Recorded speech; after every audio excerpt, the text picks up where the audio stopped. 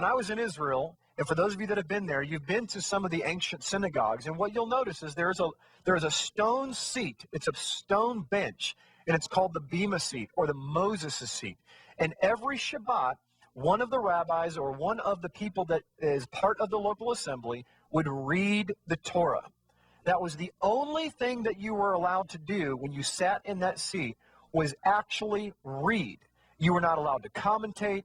You were not allowed to give your opinion. You were not allowed to preach. You were not allowed to add or take away from it. You literally only read the law and the prophets. When you stood up from that, you could commentate, you can argue, the rabbis would come together, they would give their opinion of it. That was fine. But when you're sitting in Moses' seat, you are only allowed to literally read the word of Yahweh. So what do we have here? We have first Yeshua saying, if you love me, you'll keep my commandments and you'll do what I tell you to do. And secondly, what does he tell his disciples to do? To listen and do every single thing the Pharisees tell you to do from that seat. Why?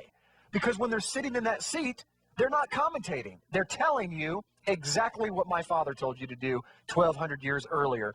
They're speaking the Torah and the prophets. And Yeshua, in a very clear but indirect way, because most of us as believers do not grow up even knowing what Moses' seat is and the significance of it or what they did when they sat on it. But Yeshua is telling them very directly, I want you to do, hear and do the Torah. He's referring right back to the Shema in Deuteronomy chapter 6. Hear and do. Hear, the Lord our God is one. He is Echad. And you are to keep his commandments through faith and write them on your heart. He is making it very clear, and that's why I'm going over this over and over, because I cannot stress the importance of this, that he's telling his disciples to do what the Pharisees say. And what did the Pharisees say? They quote the Torah. Matthew chapter 19, verse 16 says this, Now behold, one came and said to him, Good teacher, what good things shall I do that I may have eternal life? So he said to them, Why do you call me good? No one is good but one, that is God. But if you want to enter into life, keep the commandments. He said to them, Which ones? Yeshua said, and he starts quoting the different 10 commandments. You shall not murder, you shall not commit adultery, you shall not steal, you shall not bear false witness, honor your father and your mother, you shall love your neighbor as yourself. So here's what we have. We have this rich man coming to Yeshua saying, listen, I want eternal life. I can see clearly that you're a miraculous person. How do I enter into eternal life? And Yeshua says, keep my commandments. He does not say, hey, by the way, if you'll just raise your hand, come down to the front and invite me into your heart, then you will have an eternal life. He doesn't say that. He says the very same thing that his father said 1,200 years, 4,000 years earlier, keep my commandments and you will live. If you eat from the tree of the knowledge of good and evil and you disobey me, you will die. It's the same message from Genesis all the way to Revelation. We just have to look at it the right way. And so the rich young ruler says, well, which one should I keep? Yeshua begins to walk through the commandments, and he interrupts him, and he says, man, I've kept all those. And Yeshua says, now go and sell everything that you own. And the young man walked away sad because he had many possessions. Why does he say that? Does he really intend for him to go sell everything? No.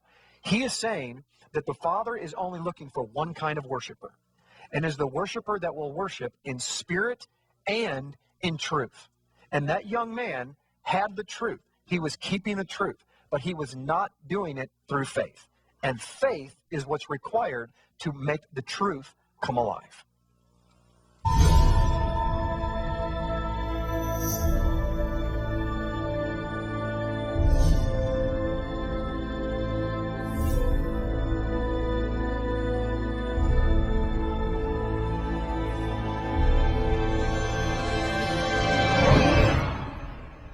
Come and join us as we travel back in time 4,000 years ago to discover exactly where the holidays of Christmas, Easter, and even Valentine's Day come from.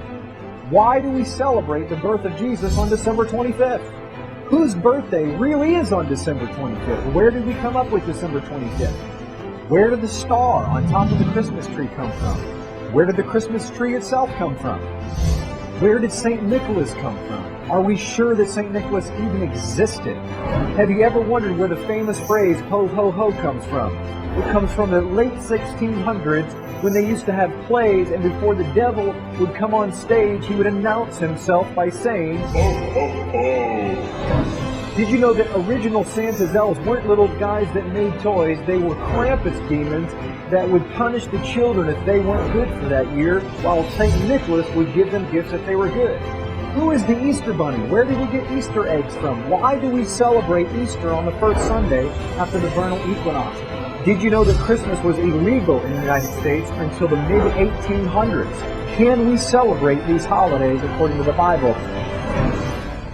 This is by far the most popular video on the internet on the history of Christmas and Easter.